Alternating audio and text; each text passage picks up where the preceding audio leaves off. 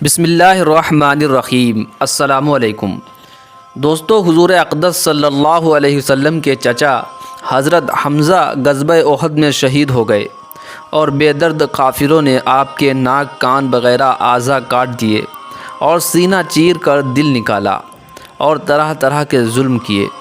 لڑائی کے ختم پر حضور اکرم صلی اللہ علیہ وسلم اور دوسرے صحابہ شہیدوں کی لاشیں تلاش فرما کر ان کے کفن دفن کا انتظام فرما رہے تھے کہ حضرت حمزہ رضی اللہ عنہ کو اس حالت میں دیکھا نہایت صدمہ ہوا اور ایک چادر سے ان کو ڈھانک دیا۔ اتنے میں حضرت حمزہ رضی اللہ عنہ کی حقیقی بہن حضرت صفیہ رضی اللہ عنہا تشریف لائیں کہ اپنے بھائی کی حالت کو دیکھیں۔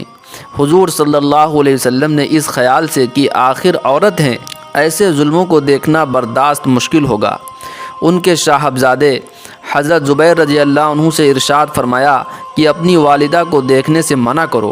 انہوں نے والدہ سے عرض کیا کہ حضور صلی اللہ علیہ وسلم نے دیکھنے کو منع فرما دیا۔ انہوں نے کہا کہ میں نے یہ سنا ہے کہ میرے بھائی کے کان ناک وغیرہ کاٹ دیے گئے، اللہ کے راستے میں یہ کون سی بڑی بات ہے، ہم اس پر راضی ہیں، میں اللہ سے ثواب کی امید رکھتی ہوں اور انشاءاللہ صبر کروں گی۔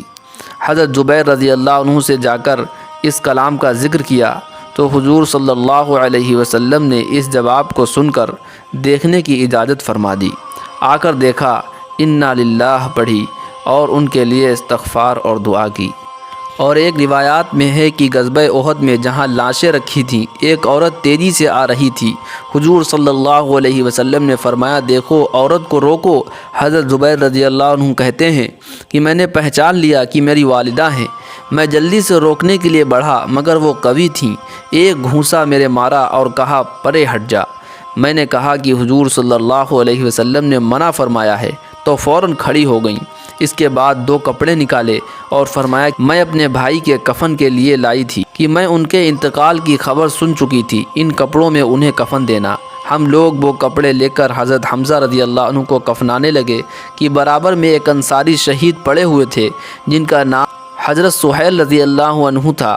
ان کا بھی کفار نے ایسا ہی حال کر رکھا تھا جیسا کہ حضرت حمزہ رضی اللہ عنہ کا تھا۔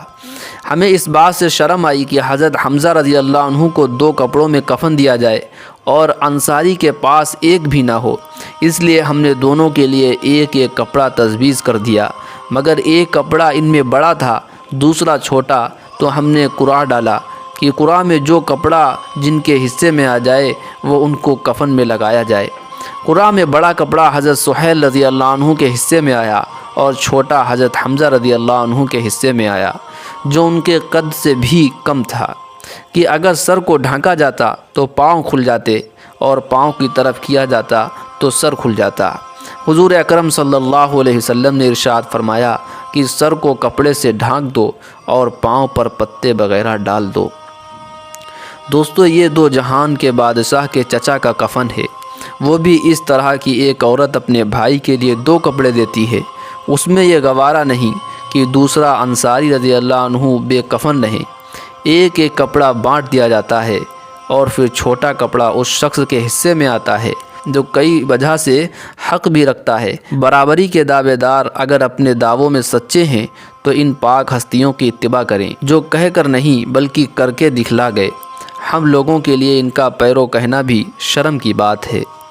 دوستو، ویڈیو اچھا لگا ہے تو لائک اور شیئر ضرور کر دیں۔ اسی طرح کے اسلامک ویڈیوز کے لیے ہمارے چینل کو ضرور سبسکرائب کر لیں۔ السلام علیکم ورحمۃ اللہ وبرکاتہ۔